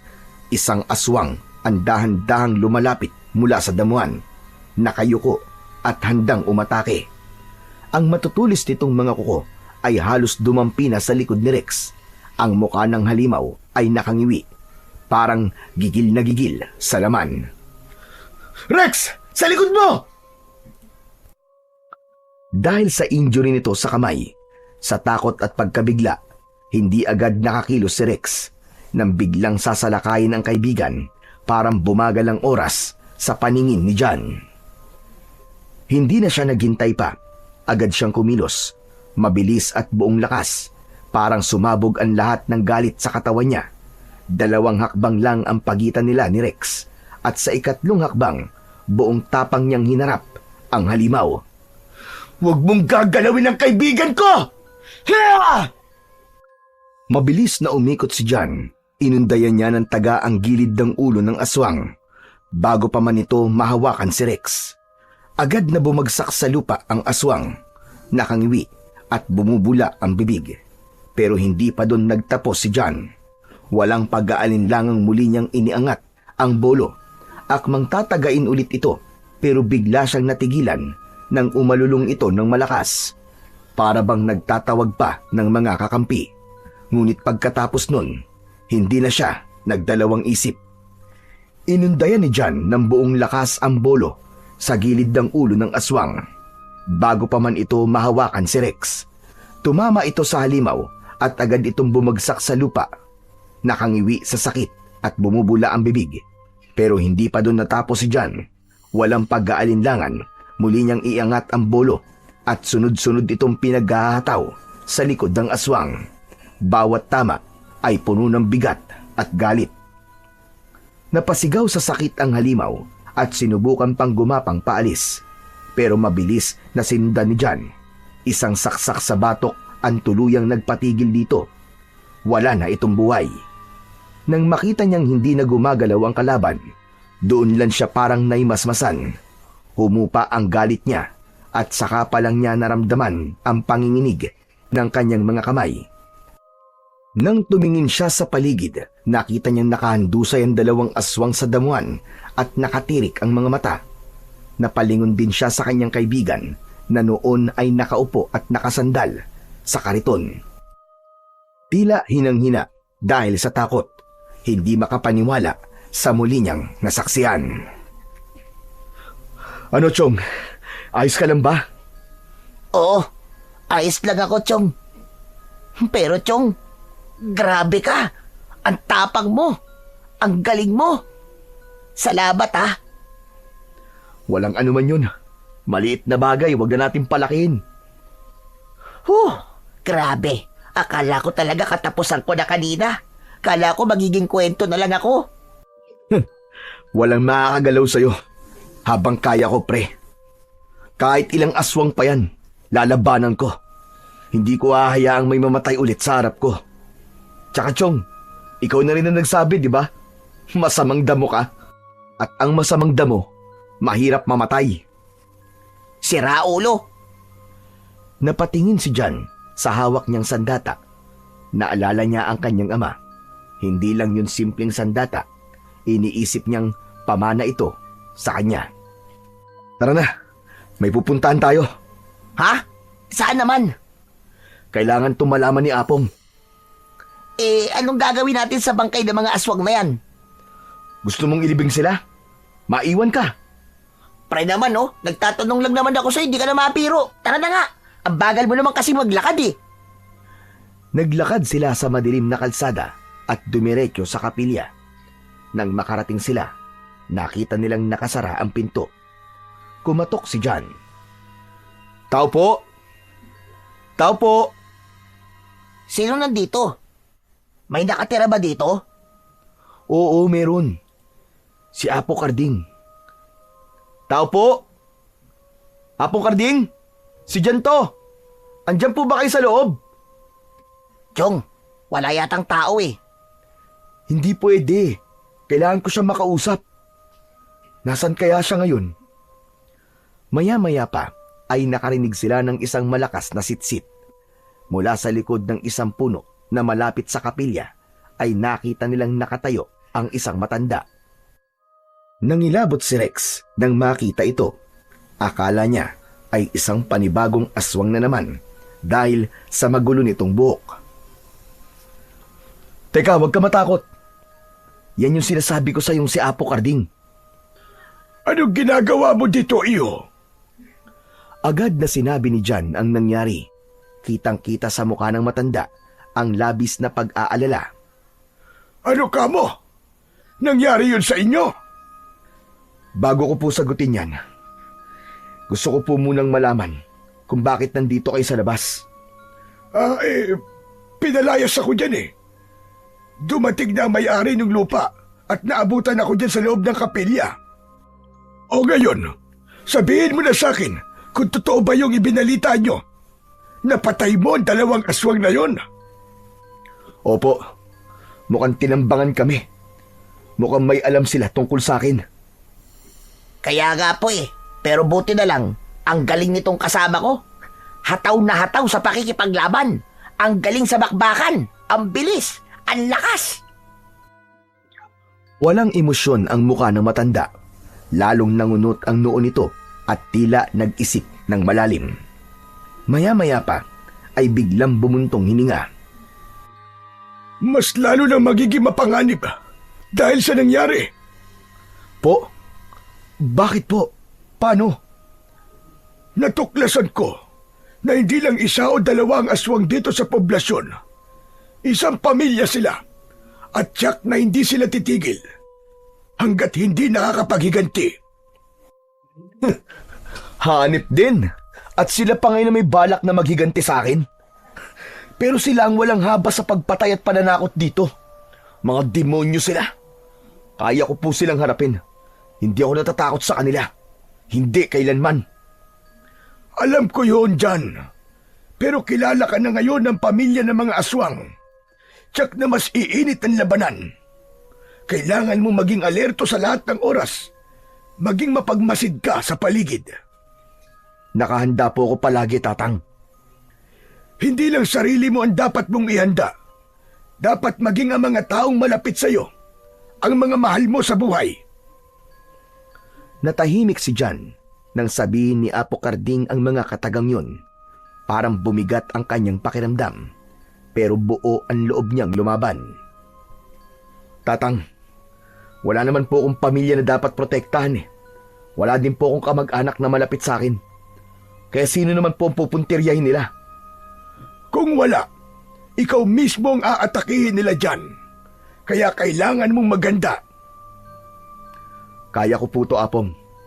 Kahit ilang pamilya ng aswang pa yan, lalaban ako. Hindi ko sila uurungan. Magaling iyo. Kaya ngayon, tutuparin ko na rin ang pangako ko sa iyo nung bata ka pa. Ang pangakong hindi kita pababayaan. Tutulungan kita sa gera dyan. Hindi ko hahayaang masasaktan ka ng mga aswang na yon. Napatitig si John sa matanda. Kahit matagal na ang nakaraan, parang bumalik sa kanyang isipan ang lahat. Ang araw na nawala ang kanyang pamilya at sinagip siya ng matanda sa mga aswang. Nangako nga ito na ipagtatanggol siya at di pababayaan, pero hindi yun natupad noon. Pero ngayon, muling nangako ang matanda. Nabuhayan ng loob ang binata. Naglakad na ang tatlo pauwi sa baryo ni na John. Habang binabaybay nila ang kalsada pauwi, nakita nila ang maraming tao na nagkukumpulan sa isang lugar. Lumapit sila. Nakita nilang pinagkakaguluhan ng mga ito ang bangkay ng 2 dambuhalang aso. Iba-iba ang naging opinyon ng mga tao tungkol dito. May naniniwalang aswang ang mga ito at meron din namang hindi. Habang nakatayo silang tatlo, biglang napansin ni Rex ang isang lalaki. Tinititigan nito si John ng matalim. Halos hindi kumukurap. Chong! Tinititigan ka ng lalaki, oh. Masama ang tingin sa'yo. Tignan mo. Nasaan? Doon, sa gilid. Yung matanda na nakasombrero ng itim. Nakita ni John ang isang matandang lalaki. Nakatayo lang sa gilid. Nakatitig sa kanya ng mariin. Ang mga mata nito ay parang may galit na gustong kumawala. Nang mapansin ng matanda na nakatingin si John sa kanya, lalo nitong sinamaan ang tingin. Parang sinusukat siya mula ulo hanggang paa. Hindi mapalagay ang loob ni John. Parang nakaramdam siya ng pangamba. Hindi basta-basta ang matandang yun. At hindi lang ito isang usisero. Iba ang dating sa kanya. Iba rin ang nakikita niyang aura. Nilingon niya si Apo Carding at kinalabit. Tatang, tignan niyo nga po kung kilala niyo po yung matandang lalaki na nakatingin sa akin. Yung nakasombrero po ng itim dun sa may gilid. Ang sama po makatingin eh. Kumunot ang noo ni Apo Carding nang ibaling niya ang paningin sa direksyong tinuro ni John. Pero wala doon ang matandang lalaki na nakasombrero. Nasaan? Wala naman ah. Pambihira. Nandyan lang po kanina yun ah. Bakit biglang nawala? Oo nga eh.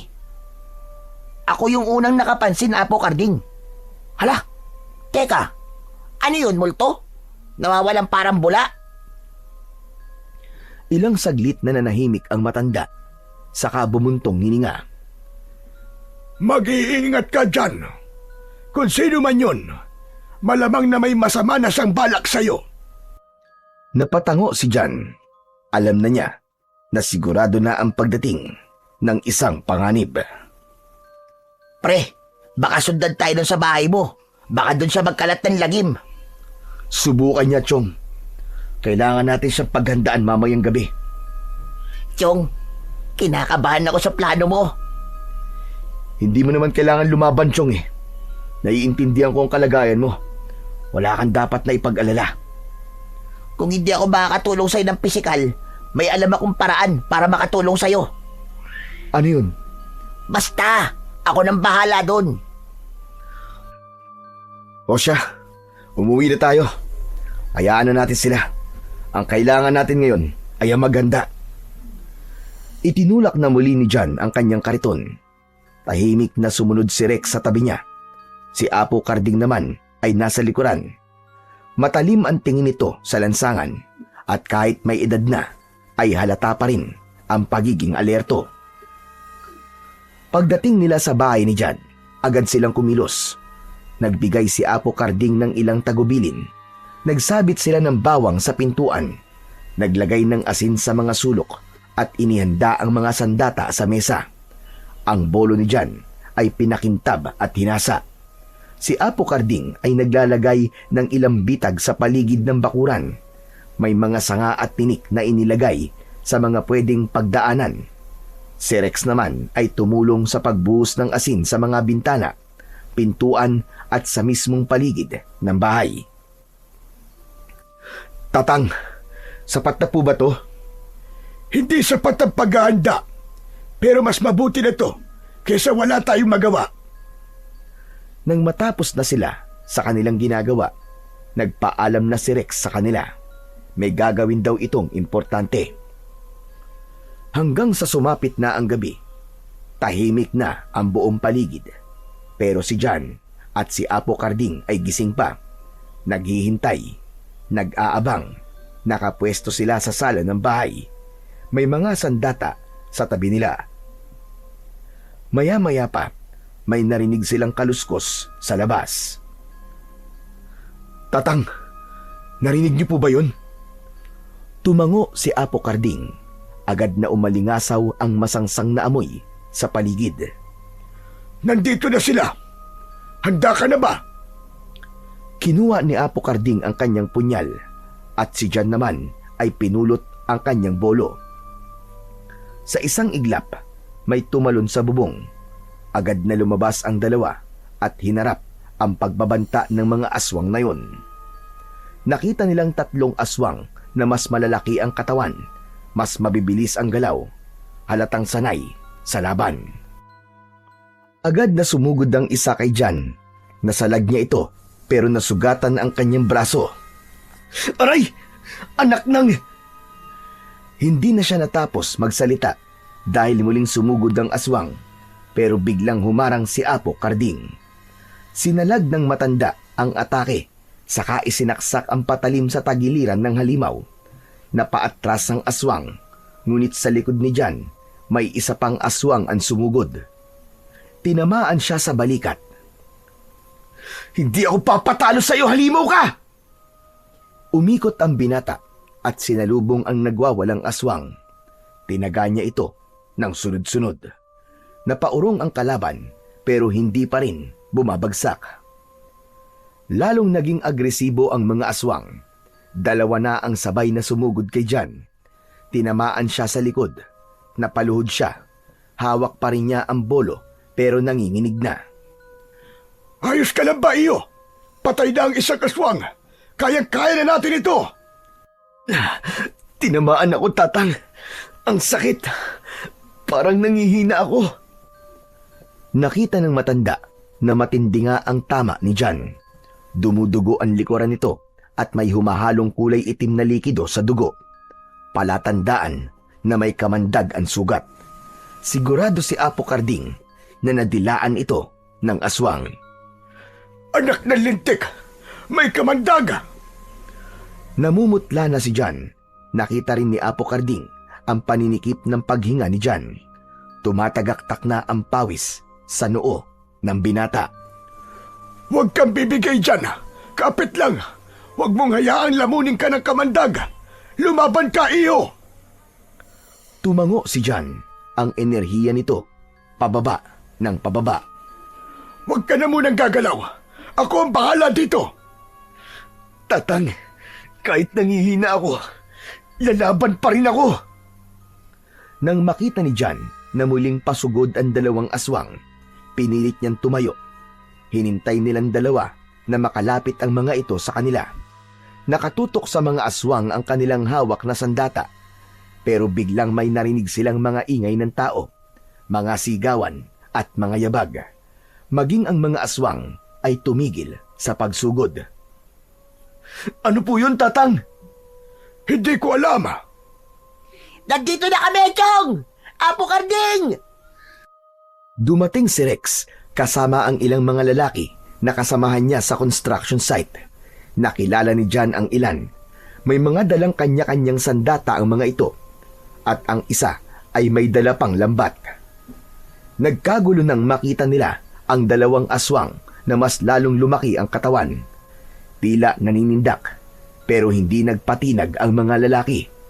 Agad na itinapon nila ang lambat at nahuli ang isa. Agad nila itong sinugod at pinagtulungang patayin. Ang isang aswang naman ay sumubok tumakas, pero hinabol siya ni John mula sa gilid. Inangat niya ang bolo at isang malakas na taga sa batok ang tumapos dito. Gumulong ang ulo ng aswang sa lupa. Sumirit ang itim na dugo. Bagsak ang halimaw at natapos ang laban. Yes! Tapos na! Patay na silang lahat! Wala lang mga halimaw! Nagtagumpay tayo! Panalo tayo, mga kasama! Pagkasigaw ni Rex ng ganun, nagsigawan ang ilan, nagsitalunan sa tuwa at nagkamayan. May iba pang ang niyakap ang mga kasamahan. Hindi sila makapaniwala na nakapatay sila ng aswang. O, di ba? Sabi ko naman sa iyo yung isang kamay ko, naging marami. Mabuti na lang at nakahanap ako ng mga kamay na handang tumulong. Ang galing mo, Chong. Ngayon, ako na ang may utang sa'yo. Utang ko sa inyong lahat ang buhay ko. Salamat. Salamat sa inyong lahat. Tumango si Apo Karding. Duguan ng balikat at may sugat sa noo, pero nakatayo pa rin. Tama siya. Maraming salamat sa inyong lahat. Alam nyo, malalakas ang mga nakalaban nating aswang. Malalakas ang mga nilalang ng dilim. Pero kung sama-sama, kaya natin silang tapatan. Mas lalong lumakas ang sigawan dahil sa tuwa. Pero ilang minuto ang nakaraan, si John biglang nawalan ng malay. Agad silang pinagtulungang dalhin sa bahay ng isang kilalang albularyo sa malapit na bayan. Doon ay maingat na ginamot ang mga sugat ni John at Apo Karding. Maingat na nilinis ang mga tama sa kanilang katawan at matagumpay ding naalis ang kamandag ng aswang sa dugo ng binata. Umaga na nang payagan silang umuwi. Pagkarating nila, bumaba na kagad si John sa tricycle. Nagulat siya nang sumalubong sa kanya si Andrea. May hawak itong maliit na supot ng tinapay. Kitang-kita sa mukha nito ang matinding pag-aalala. Nang makalapit siya kay John, niyakap niya ito ng marahan. Wala siyang pakialam sa mga taong nakatingin. John, nabalitaan ko ang nangyari sa'yo. Mabuti na lang at ligtas ka. Hindi nakapagsalita si John. Noon lang may yumakap sa kanya ng ganun. Nag-alala ako para sa'yo, John. Talaga palang binalikan ka ng mga aswang na yon. Masaya ako na buhay ka. Napangiti si John at sa araw na yon, nagsimula ang unti-unting pag-usbong ng pagmamahalan sa pagitan nila. Lumipas ang maraming taon. Tuloy-tuloy pa rin ang buko business ni John, pero sa pagkakataong ito, may kasama na siyang pamilya, si Andrea. Nagkatuluyan sila at nagkaroon ng 2 anak. Masipag ang asawa niya at marunong sa pagpapatakbo ng negosyo, kaya lalo itong lumago. Meron na silang sariling logo at packaging. May mga franchise na rin. Ang pangalan ng kanilang negosyo ay Buko ni Jan, na naging kilala sa buong bayan at karatig lugar bilang isa sa pinakamasarap na buko juice. Pero hindi lang sa buko naging kilala si Jan. Ang dating lasinggerong magbubuko na palagi nilang pinagchichismisan ay kilala nila bilang kanilang tagapagtanggol ng kapayapaan. Marami ang humanga sa tapang niya at kabutihan ng puso. Samantalang si Rex naman ay nakabalik na sa kanyang trabaho at na-promote bilang mason. Hindi na siya labor. Samantala, si Apo Karding naman ay siyang madalas na nagbabantay sa mga bata na itinuturing na niyang apo. Madalas makikita ito na nagkikwento ng mga magagandang kwento na kinagigiliwan ng mga anak ni Jan at Andrea. Ang lahat ay namuhay ng tahimik, kabilang na ang buong baryo at ang poblasyon. Ang mga tao, hindi na sila takot sa dilim dahil alam nila may pagkakaisa sila at marami ang handang lumaban para sa isa't isa.